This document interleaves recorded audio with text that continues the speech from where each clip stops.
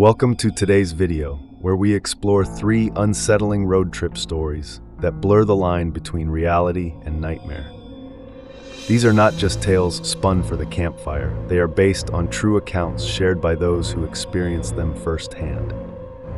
From eerie figures appearing on deserted highways to strange encounters that defy explanation, these stories will remind you that sometimes the most terrifying journeys are not just the ones in horror movies, but those that happen in real life. So buckle up, because what you're about to hear might make you think twice before taking that next late-night drive. The 3 friends, Sam, Elena, and Matt, were childhood friends who shared a love for adventure. It had been a long time since they'd taken a break from their demanding jobs and daily routines, so they decided to escape the city for a weekend camping trip deep in the woods. The forest they chose was known for its dense thickets and serene landscape, a place where cell service was non-existent, and the nearest town was over an hour's drive away. It was perfect for their plans to unplug and reconnect with nature. As they drove along the winding dirt road leading into the heart of the forest, the sun cast golden beams that filtered through the towering trees, creating dappled patterns on the forest floor. By the time they reached their chosen spot, the daylight was beginning to wane, painting the sky with hues of deep orange and purple. They worked quickly to set up their campsite, laughing and exchanging stories while pitching their tent and gathering firewood. Soon, the crackling fire provided them with warmth as they roasted marshmallows and sipped hot drinks. The forest, now shrouded in darkness, was alive with the subtle noises of nature, the chirping of crickets, the rustle of leaves, and the occasional hoot of an owl. But as the hours slipped by, the forest seemed to grow unnaturally silent, as if it were holding its breath. It was Matt who first noticed. "You guys hear that?" he whispered, tilting his head toward the black expanse of trees. Elena paused mid-laugh and strained to listen. The sound of rustling leaves, soft and tentative, reached their ears. Sam shrugged it off, trying to mask his unease. "It's probably just a raccoon or something," he said, forcing a grin. But the rustling continued, moving in slow, deliberate steps around the perimeter of their camp. Minutes passed, each second stretched by the low sound of twigs snapping underfoot. The 3 exchanged uneasy glances, their earlier bravado fading. Elena grabbed the flashlight and shone it toward the direction of the noise. The light cut through the darkness, revealing only gnarled trees and shifting shadows. "See? Nothing," she said, but her voice trembled. The night dragged on and the sounds persisted. What had started as a subtle rustling grew louder, more erratic, as if someone or something was circling their tent. A sudden thud against the canvas made them all jump. Sam's heart raced as he whispered, "Stay calm, we need to see what's out there." Matt, the bravest of the group, slowly unzipped the tent and peered outside. The beam of his flashlight swept across the forest, illuminating nothing but leaves and the occasional glint of dew on the grass. Just as he exhaled in relief, the sound of footsteps thundered through the underbrush, sprinting from one side of their camp to the other. It was too heavy and fast to be an animal. Matt's blood turned cold as he pulled back inside. "We need to leave," he said, urgency clear in his voice. But leaving in the dead of night with no clear path and whatever was out there lurking just beyond the light of their fire was a risk they weren't willing to take. So they huddled together, weapons of convenience clutched in their hands, a hatchet, a camping knife, a heavy flashlight. Sleep was impossible, the air inside the tent stifling with fear. The footsteps circled, sometimes pausing only to start up again from another direction. Occasionally, the sound of shallow, labored breathing would drift into their ears, vanishing as soon as one of them stiffened to listen. Time crept by with excruciating slowness, each creak of the forest branches making them flinch. When dawn's first light finally bled through the fabric of the tent, their anxiety had turned to sheer exhaustion. They crawled out into the pale morning, muscles sore and nerves frayed. The campsite was undisturbed, as if the events of the night had been nothing but a shared hallucination. Packing up their things with shaking hands, they drove in silence until they reached a small town at the forest's edge. At a dusty roadside diner, they sat and ordered steaming mugs of coffee, the warmth doing little to shake off the lingering cold that had seeped into their bones. The old man at the counter, hearing their tired voices recount snippets of their night, approached with a furrowed brow. "You were camping out there near Black Hollow?" he asked, his tone grave. When they nodded, he let out a long, weary sigh. "Folks don't go there anymore, not since the hermit was driven out. He's said to haunt those woods, watching anyone who dares stay the night. Some say he went mad long ago, others say he was never right to begin with." Elena's face paled as she looked at her friends. The old man continued, eyes distant. "Be glad you made it out in one piece. Not everyone does." The three friends left the diner in a daze, their weekend of escape now marked by an encounter they'd never forget. Even as they drove away from the town and back to the familiarity of their urban lives, the sounds of rustling leaves and distant, frantic footsteps would echo in their minds, a reminder of the night they were watched by unseen eyes in the dark heart of the forest.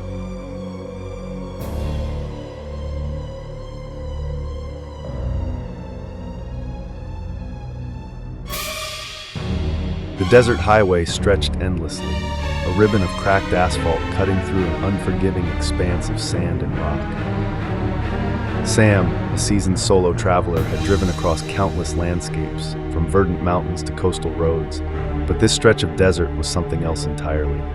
It was both mesmerizing and disconcerting, bathed in the soft, eerie glow of the moon. The night air was still, heavy with silence, broken only by the low hum of his engine. He had been driving for hours, the radio reduced to static and his phone out of range. According to the old map in his passenger seat, the next town was at least another 100 miles away.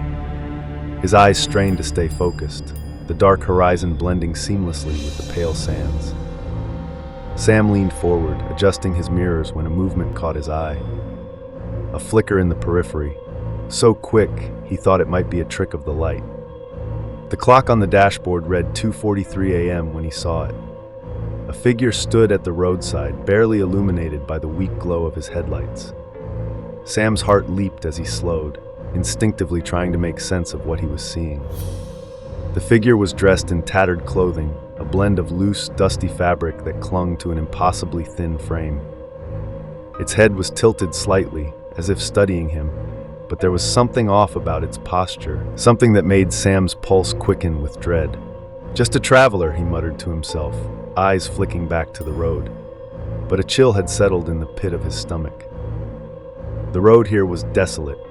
There was no reason anyone would be out walking at this hour, not in this lifeless stretch of desert.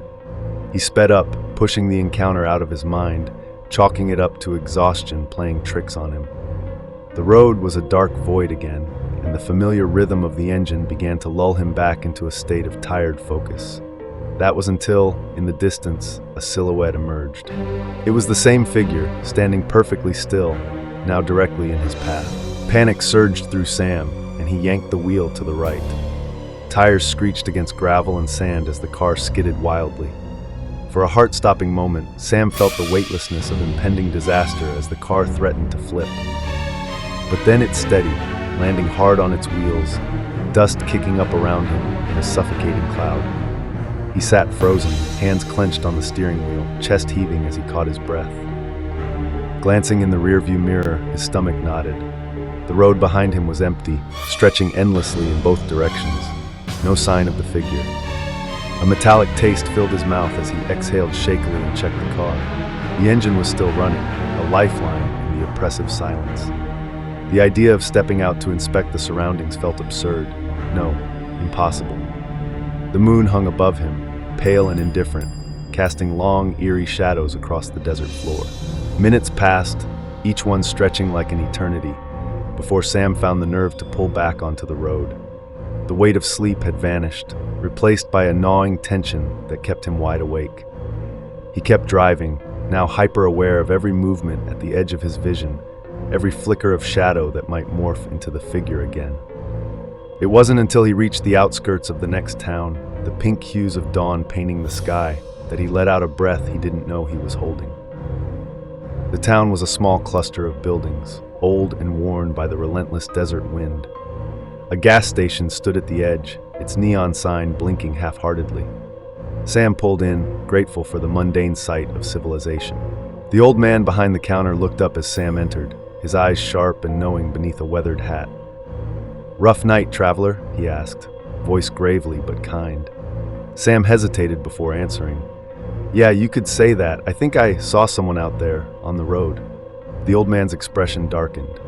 He leaned forward, arms crossed on the counter. "You're not the first to say that.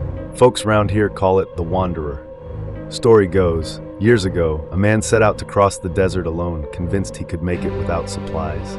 He was found days later, dried up like old parchment, but some say he never really left."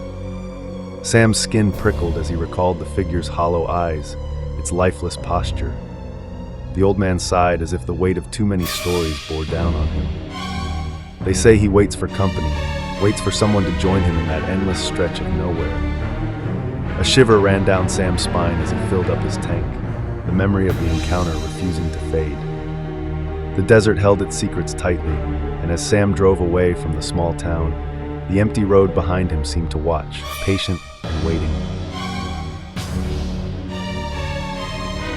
The highway stretched endlessly, cutting through a landscape shrouded in darkness, with only the dim glow of the moon casting silvery streaks on the cracked asphalt. Jenna and Mark had been driving for hours, their car's headlights piercing through the empty road. Their only companions, the faint sounds of late-night radio static and the low rumble of their engine. The journey back from their weekend getaway had been smooth so far, but a sense of unease began to settle in as they passed through miles of abandoned fields and skeletal trees. It was well past midnight when Jenna first saw her, a figure standing by the roadside, barely illuminated by the car's beams. The woman looked disheveled, her pale face framed by long dark hair that whipped around her in the cool night breeze. She was dressed in a simple white dress, torn and smudged, as if she had been walking for hours. Her hand waved in frantic, desperate motions. "Mark, stop!" Jenna's voice sliced through the silence, startling him. He hesitated, slowing the car down but keeping his foot hovering over the gas pedal. "Are you sure?" he asked, glancing at Jenna's concerned expression. Despite the warnings they'd heard about picking up strangers on deserted roads, they both knew they couldn't just leave her there. As the car came to a stop, the woman moved closer, her bare feet padding softly on the road. Without a word, she opened the back door and slid in, her movements fluid but mechanical. A chill crept through the car, making Jenna shiver. "Are you okay?" Jenna turned to look at the woman, trying to catch her eye. The hitchhiker's eyes were downcast, her fingers fidgeting with the hem of her dress. She nodded subtly but said nothing, her expression unreadable in the dim light. Mark exchanged a nervous glance with Jenna before pulling back onto the road. The silence in the car was suffocating. Mark cleared his throat and tried again. "Where are you heading?" he asked, peering at the woman in the rearview mirror. Her eyes met his reflection briefly, deep and hollow, before shifting to the window. "The bridge," she whispered, her voice so soft it almost got swallowed by the night. Jenna's heart raced. There were stories about the old bridge that spanned a narrow river cutting through the valley. It was a place notorious for accidents, one that locals avoided after dark. But there was no turning back now. The stranger's request hung in the air like a command. As they drove, the woman's presence grew more unsettling. Jenna noticed that, despite the warmth of the car, a cold draft seemed to seep from the back seat. She turned slightly, just enough to catch a glimpse of the woman's expression. A vacant stare, her lips moving as if she were silently recounting a memory. Jenna felt the hairs on her neck stand up. The old bridge loomed ahead, its rusted beams casting jagged shadows on the road. Mark slowed the car as they approached, every instinct in his body urging him.